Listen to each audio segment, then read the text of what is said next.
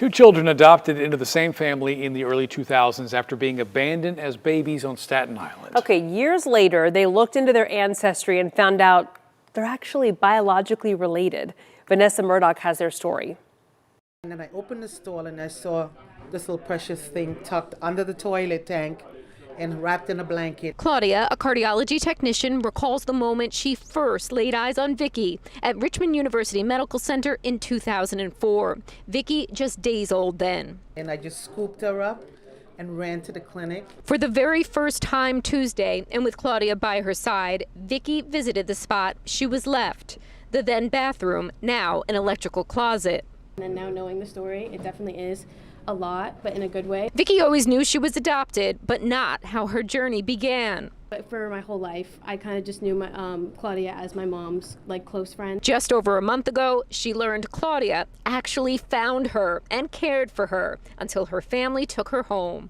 Claudia has been an angel from day one.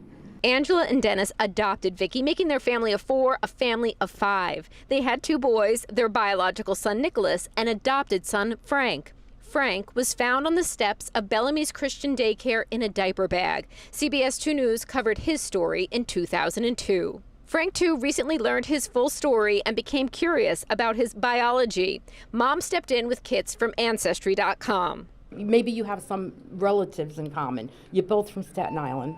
Frank submitted his first, Vicky not long after. I got the match that my brother had popped up as my full sibling, my biological brother. I was driving home actually, and she called me and she was telling me, she's like, oh my God, we're biologically related. And I was like, yeah, okay, whatever, right? Little do I know that I've been living with my blood my whole life. It's insane. For years, people would ask us, are they related? And we would say no, because we didn't know they were.